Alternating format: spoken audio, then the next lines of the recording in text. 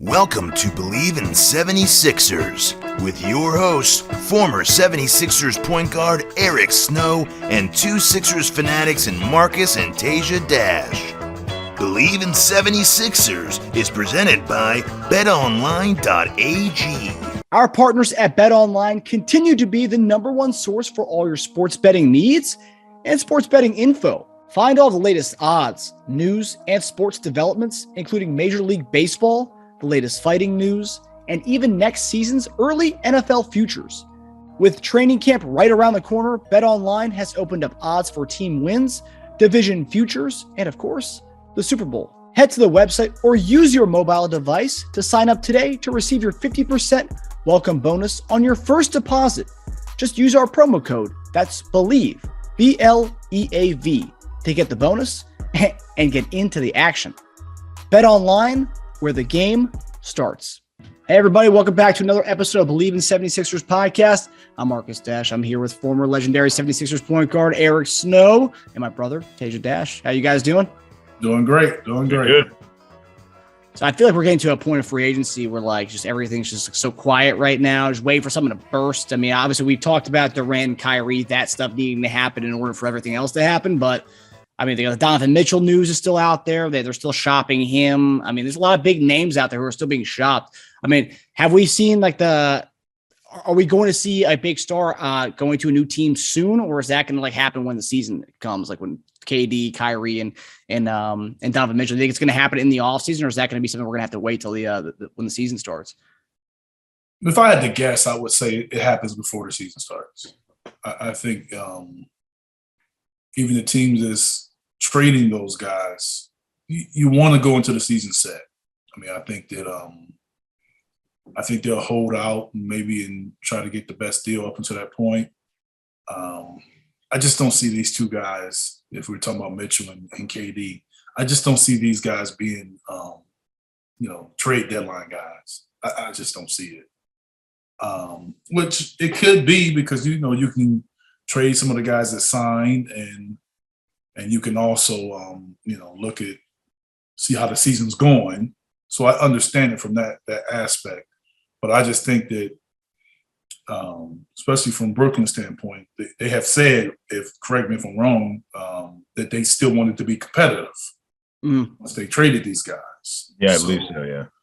I would think if that's your emphasis, you would want to go into the season with your team. But still the NBA, so I would never be surprised. Yeah.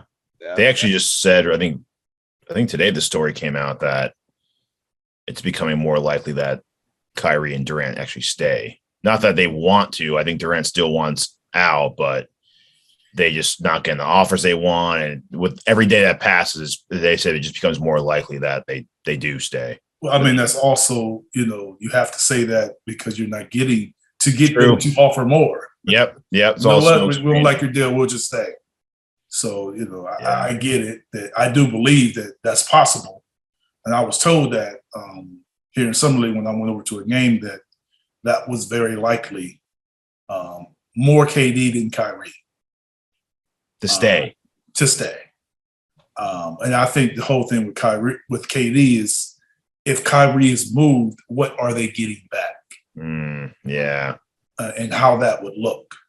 Because, I mean, as great as KD is, he's not young. Mm-mm. So if you're getting guys that really feel like they can't compete for a championship right now, and Brooklyn go and get some pieces that are great in the future, that doesn't necessarily help KD. Yeah.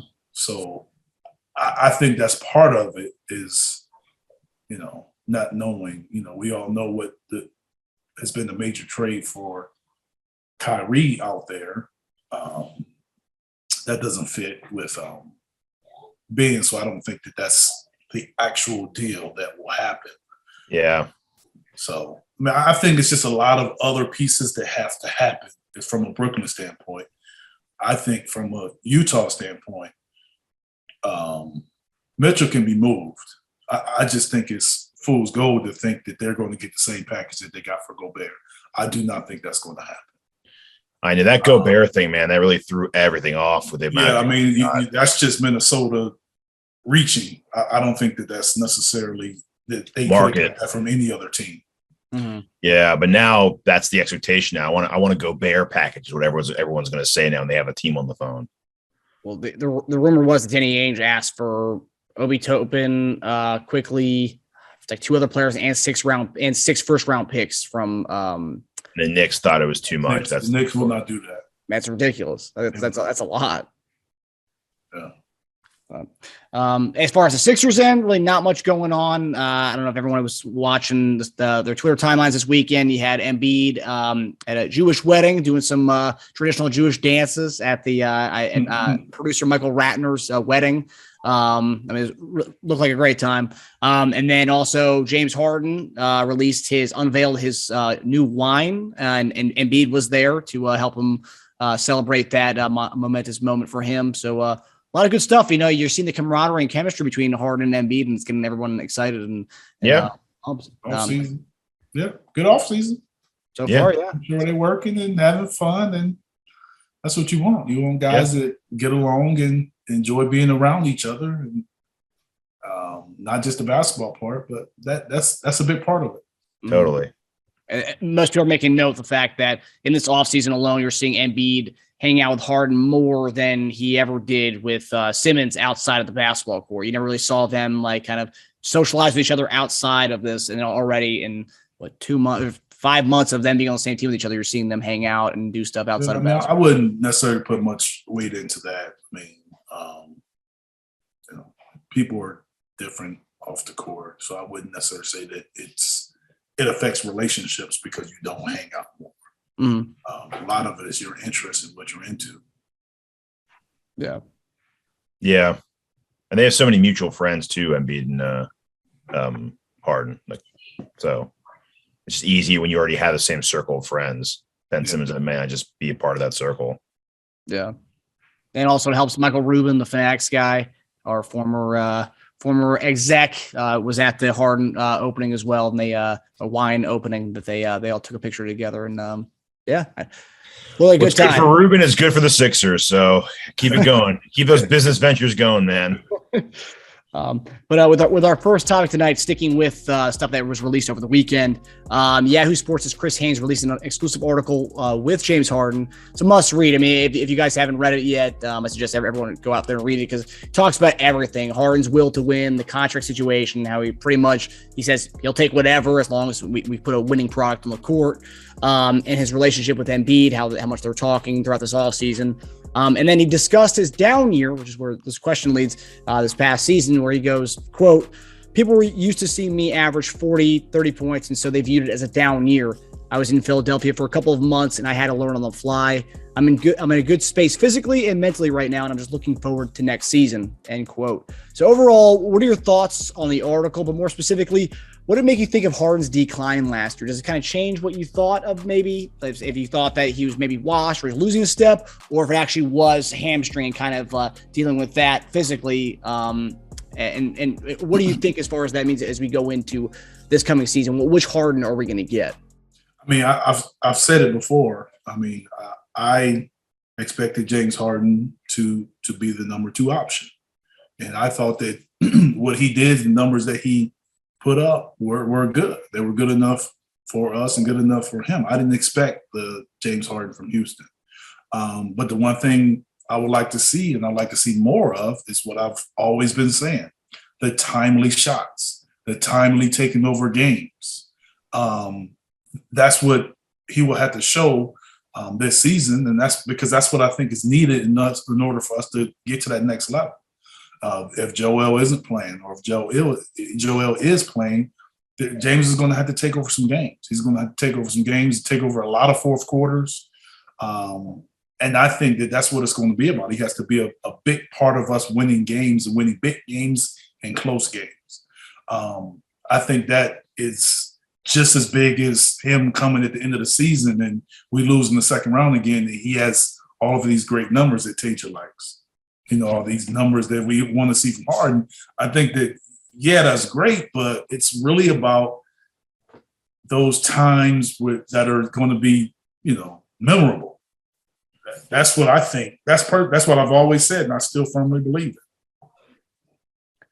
it. Teja, what were your thoughts on what are your thoughts on that Harden talking about his down year and just kind of overall on the article? What stood out to you? I thought the article was pretty honest of him. We've been talking about this for quite a while. Like it's just cool to hear him say it though, right? And less speculation. And like we've said, Harden's so interesting because the haters have just kind of changed with the narrative, right? So they used to say his old style of scoring 40 points every night, it's not winning basketball. So then he changed with his times, changed with his age and the injuries, and started averaging 24, 10, and 7, and more balanced. So then people call him washed. So it's like, which is it? I think he's focused and ready to go. I think that's obvious. I think he's gonna tear it up this year. I think this might be one of his more complete and balanced seasons of his career. And I think he doesn't have to do it averaging 38 minutes. That's going to be the beauty of it. Give us a little less of what you gave, but conserve some energy. Because I think part of the reason Houston, everyone wants to say, oh, he had some terrible fourth quarters. He was playing all the time. He was never coming off the court in the regular season because he kind of had to, because he was everything for that team. He was gassed. So he doesn't have to do that anymore. So 1.5 season is not long enough to, I think, adjust to that. So it's going to be great to see him with no hamstring problems and a whole offseason to actually prepare. I think he'll average like 25, 26, 11 and 12 assists, 6, 7 rebounds. What did you say? He going to average what? 20, 25, 26, and 11 to 12 assists. Oh. You don't think so? I mean, he averaged 25 and 11? He averaged 24 and 10 last year, and with a quarter of the season starting with us. You don't think a whole offseason and no hamstring could give him one more point and one more assist? I think the assist is attainable. I just don't know how he can get 25 with Maxey another year, and Tobias and Joel. I just don't know how he can get 25. Just a slightly higher percentage. He gets 25, and those guys are just the same as they were, a little slightly better. Like, we'll have the number 1 seed. I mean, yeah, I think that's definitely the goal. I just think he'll be more. His percentages weren't great with us, so you just give him like a few more percentage points higher, closer to his career average. He probably would have averaged that last year. I get what you're saying. I think he's capable. I just don't think he's going to have that volume. Yeah, I mean, that will be my only question: is he going to have enough shots to do that? Get up that many shots on a consistent basis to average that much? I think he'll have games like that. Too many free throws, though. He shoots so many free throws. But like you said, though, he's got to take over games sometimes. But volume right? is not necessarily shots too, as much as it is just like having the ball. I can see Maxey having the ball more. I can see, obviously Joel's going to have it, and Tobias could have it more. I just think if the team's going to take a bigger move, I think more of James isn't necessarily points. That's how. I mean, I think that he does more and he's more aggressive, but I'm just saying I don't think it comes in the way of him averaging 25. I mean, if he averages 23 and like 13, I'd be just as happy. Yeah, I mean, I see his assist numbers going up and points either staying the same or dropping slightly. But I think if we can have a more efficient, and not necessarily from a percentage standpoint, just from a clean look standpoint, taking more clean looks. I've always been a guy that wanting to shoot more mid-range shots, catch and shoot. Obviously, get to the line and shooting a high percentage. I just think if he's more efficient from that standpoint, the lower volume won't really matter as much because he'll still be able to score.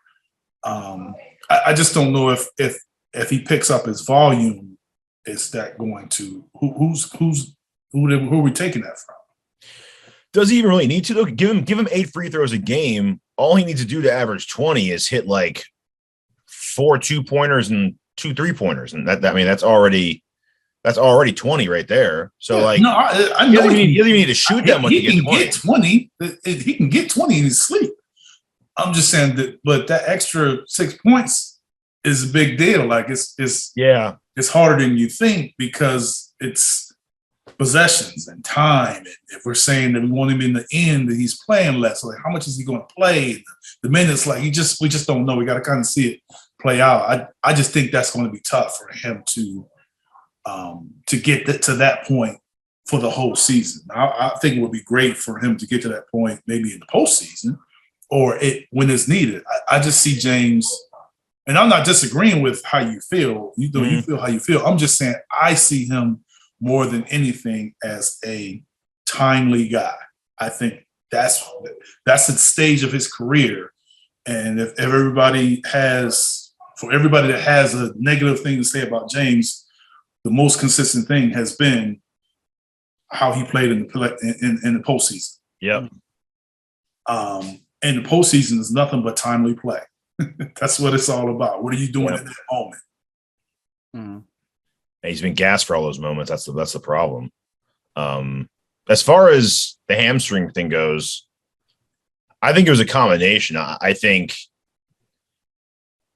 he's aging because he's human. And I think the hamstring magnified that. I think old Harden could have probably played through such an injury and looked like himself, but as you get older, it shows a little bit more, right? When you're only playing on 1.5 legs. So, I mean, I think he did lose something, but I think the lingering hamstring problem definitely magnified all of that. Mm-hmm. But hey, if they gave us a discount and it humbled him at the same time, then by all means, I'm happy about it all. When Harden makes a comment like last thing on the article, when Harden makes a comment like figure it out and I'll take whatever's left over. I mean, what's he talking about here? I mean, he means what, like what's left over, as in like we're talking like actually what's left over, or about $20 million left over kind of thing. I'm sure he and his agent has communicated a range. Okay. Whatever's left over within this range. Okay.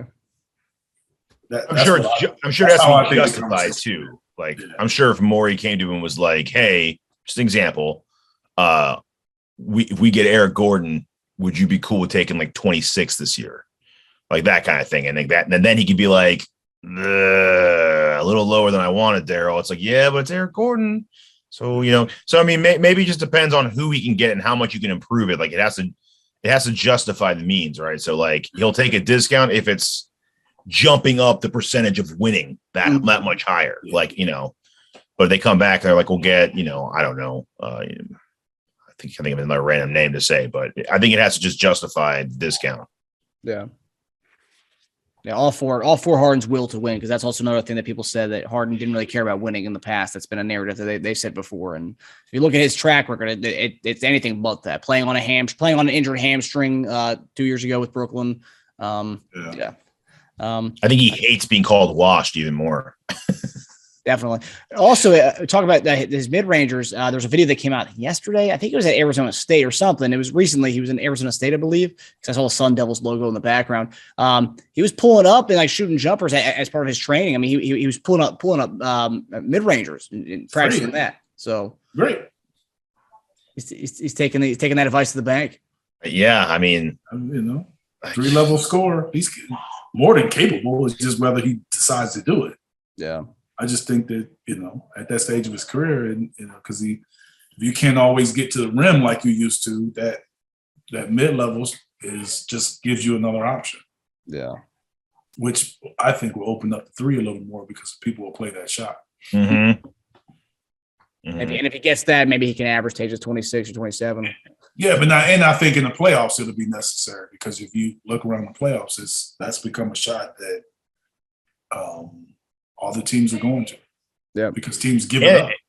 And it'll open up more because if he does beat the first man, the guy on the block, they're expecting to go right to the hoop. So they almost don't even attack him. They usually just wait for him to get to them. Yes.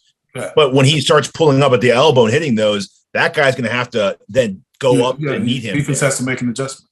Yeah, which will open up, whoever that big man Embiid's guard Embiid, and he'll be wide open. And Harden's a quick thinker, but he can hit that pass real quick. So it'll just do nothing but open up a lot. Got it. Okay, so for our next topic, Eric mentioned that Harden may not get that 25, 26 because you may see another leap from Maxey. And this past weekend, we saw an Instagram story where Maxey was training with LeBron James, another Clutch Sports guy. And this begs the question. Last week we talked about, or 2 weeks ago, we talked about Maxey working with Harden and Cassell. And Eric, you played with a young LeBron, so I'm sure back in the day it was LeBron watching you play and learning from you a little bit. And yeah, okay. you were the LeBron, he was the Maxey back in the day. But what is something that, well, obviously there's many things that LeBron does, but what are some things that LeBron can teach a young Tyrese Maxey that he's not maybe getting from, say, Harden or Cassell? I mean, what are some things that LeBron can kind of bring to him that, other players may not be bringing to him? Well, I mean, you can always learn from, a guy like LeBron, veteran guys. Sometimes just it's the mental part of the game. It's the physical part.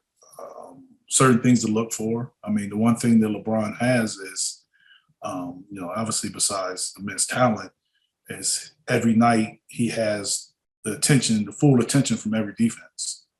So he has to see it from a different lens. So just to have that conversation with someone that gets a different experience that on a nightly basis that most guys don't receive, you can definitely gain from that. Just the things that he sees and throughout his years. So it's valuable information that not everybody can give you. So I just think whenever you're around, you can be a sponge to that. You can definitely help yourself improve. Teja, what did you think about that? Because I know that there were some Sixers fans who were just, Philadelphia, everyone's got an opinion on stuff. And I think it was a Liberty Bowlers article that was actually upset that Maxey was hanging out with LeBron. Is Maxey a clutch guy? Yeah. Oh, yeah. I think that has a lot to do with it. Yeah. Why would anyone get upset about that? It's ridiculous. There was a Liberty Ballers article. I don't know. No. I get upset if it was a bad influence, but LeBron's not a bad influence. I mean, you want to learn from someone how to be a professional, a consummate professional, as Stephen A. Smith would say. I mean, as far as on the court, I mean, if you could give Maxey some of his skills to get other players involved and be a playmaker, because, I mean, Maxey gets to the hoop one of the easiest ways to do it. I mean, like, it's so easy for him, and he's so fast. And if he could start incorporating just getting the ball to people after driving and drawing all that attention to him, I mean, that can just unlock another part of his game too. And Maxey's actually that's one thing Maxey's polished at too. He'll sprint by, and even though they're expecting him to go to the hoop, he does pull up a lot for that little elbow jumper. Mm-hmm. He likes that jumper a lot.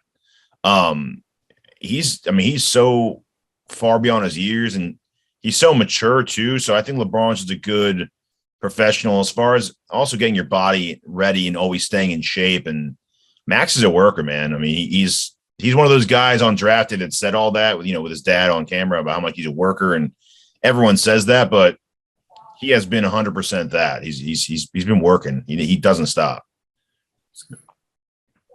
Yeah. And Doc's exit interview, he said he had to tell Maxey to take 2 weeks off. Yeah, exactly.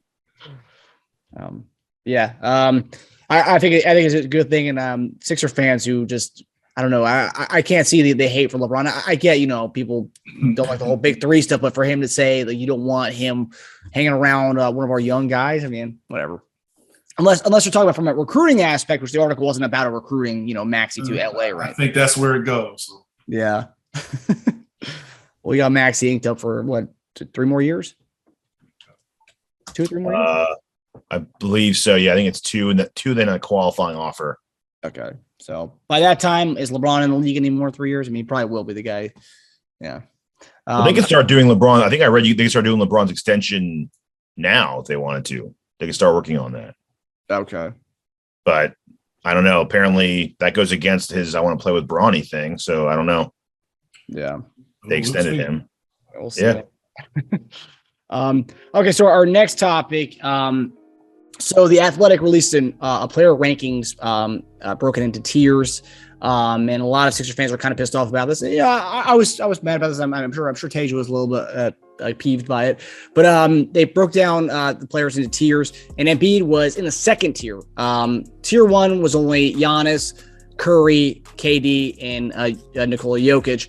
And I know we'd agree that he should be added to that first tier. I'm going to say all 3 of us probably would say that. But what do you? And a lot of people were discounting this list because Embiid wasn't even in the top tier. But if you were to add him to that list and take out somebody from that list, who would that person be? Who would you take out tier 1 to put Embiid in for? Well, I think if the MVPs the last 2 seasons were switched, then the role would have been switched. The tier would have been switched. Yeah. I don't know if you can take anybody out. I mean, you could probably add a 5th guy. Yeah. You can add a 5th guy, but I don't know how you can. It's funny. The top 4 guys, it's the 2-time MVP and all MVPs. 3 champions too. He's the only guy without the ring, but he's also won back-to-back MVPs. But they're all back-to-back MVPs, aren't they? Except for KD. Oh yeah, you're also right about that too. They're all that's true. Yeah. You can't take none of them off. You can probably add Joel, but you can't take none of them away. Thing is, are we separating? I mean, we gotta separate. Put it like this: if you take one of them away, just pick any of them, and add Joel, they have a better argument to jumping to that top tier than he does. Really, because he's been back to back. Are we talking about seasons or career? Yeah, see, exactly. This is season. So, but the career comes into play definitely with Curry and Durant. Yes. Right now, who's better though? I mean, Curry's got the best team in the league. So, he's got a really good supporting cast. Is Curry? Yeah, that's what I'm saying. So it kind of depends on what they're judging. Yeah, I would say, funny enough, the 2 best careers are Curry and Durant. I would say it's one of those 2 that you'd switch out for Embiid right now. Yeah, but they were voted top 75 this year. Yeah, that's I know it's really hard. I'm just saying, some could argue that LeBron should be in Yeah. there. Yeah, and it's funny that the next tier is only 2 guys. It's only Embiid and Doncic. So it's like they're like right there, but not there. But Doncic. But see, that's the thing when you do that way, Doncic and Embiid aren't equal. But Embiid's back-to-back runner-up, and he's a 3-4-time all-defensive player on the second team. Those are hardcore accolades. That's the guy. Those are 2. The only guy that can say he has anything close to that is Giannis. He's got the MVPs and he's got the defensive player. But none of the other guys are defensive players. I don't know, man. It's hard. We do have really high rankings though for guys. I mean, James Harden, the 2B, I think he's like the 13th man listed on this list. So, I seen the list. I didn't particularly take it personal. Hopefully he did. Hopefully he did, but for me, I mean, to be a top 6 player in the league and viewed that way, I mean, that's, I guess it's all arguable to be a top 5 or top 3 or whatever you are. I mean, and we were even talking about that recently, how about in the All-Star game, when like push comes to shove, they're like, just give the ball to Joel. So it's like, yeah, I'm just saying, like, KD was injured a lot, but when he was playing, he was playing. Mm-hmm. Yeah.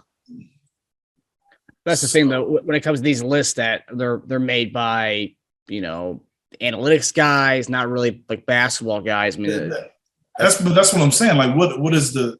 I think part of the list is last season. I think part of the list is respect for careers. Mm-hmm. So yeah, that's what I think is. Unless you you can show me the list, but show me the criteria too. Mm-hmm. Then maybe I'll have a better understanding of it. Yeah, because you can look at the last. Let me ask.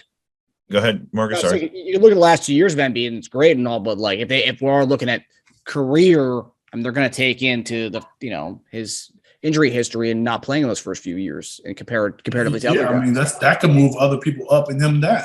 Yeah, I just don't know what how they're viewing it.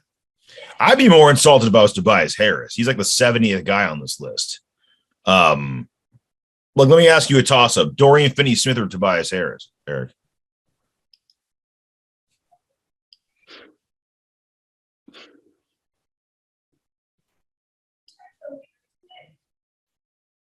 Eric, you there? Yeah, I'm here now. You guys froze on me. Oh, okay. I said Dorian Finney-Smith or Tobias Harris. Tobias Harris. Dorian Finney-Smith's like he's one tier above him, but like 30 players up, but like they're all tied in that tier together. But yeah, I mean, I would be most insulted if I was Tobias. There are so many guys above him that it's just like it's completely unjustified in my opinion. I mean, but Dorian Finney-Smith also doesn't have to.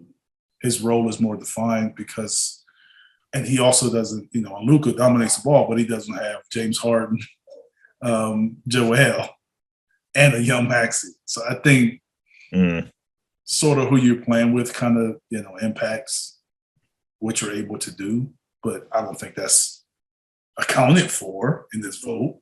I mean, Horford above Tobias Harris? Like what? Like what is this, 5 years ago? I mean, then you shouldn't be paying much attention to the top then if that's the case. Yeah. Derek White on the same tier as Tobias Harris? Derek White? I mean, wait, is a Boston fan? Yeah, what is this? So I'm just saying if you feel that way about the rest of the list and feel that way about the whole list, let's not just pick and choose. Oh, yeah, no, that's when I first saw this, I tweeted out, I'd be more pissed off if I was Embiid, but for one spot, it's those four guys above you. Okay, you can't, like, if Tobias and Embiid were talking about this, and he's like, if I was Tobias, I'd be like, yo, bro, you got some of the top players of all time ahead of you, okay? Like, I have guys that finally, like, scored double digits this season above me, okay? I've been averaging 18, rain or shine, for the past, like, 6 seasons. So, it's like, yeah, I mean, it's hopefully they just use it to their social media now. We know they see all this, so hopefully use it to their advantage and push them up. You mentioned something to me the other day about that one list that had us overall like tied with the Warriors. What was that? Yeah, I tried finding that. It was like a tiered list like this, but it was they had like numerical values for all of it, and then it totaled up all the guys that they actually rated, and it. Yeah, we were tied with the Warriors. I forgot what the number was, but for like the most numerical value player. Tied with the Warriors as the highest? Yeah. It's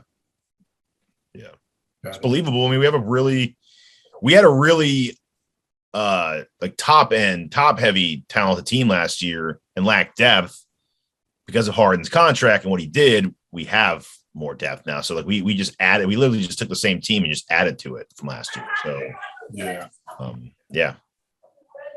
Understandable. Yeah, we're going to see a lot of these lists as the there's kind of like a dark period in the NBA right now with nothing really going on. There's going to be so many of these publications breaking out these lists. Yep. You've been seeing it in the NFL as we've gotten closer to training camp. The lists are starting to go away, but in the dead of the off season, all these like lists of top 20 guys, top 10 guys. I don't know the criteria for half those things, but.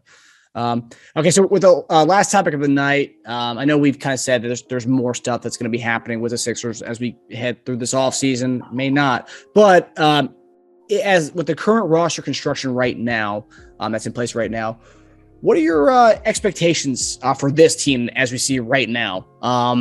And also the question is, if Doc doesn't get out of the second round with the current roster construction right now, do you think he's gone next year?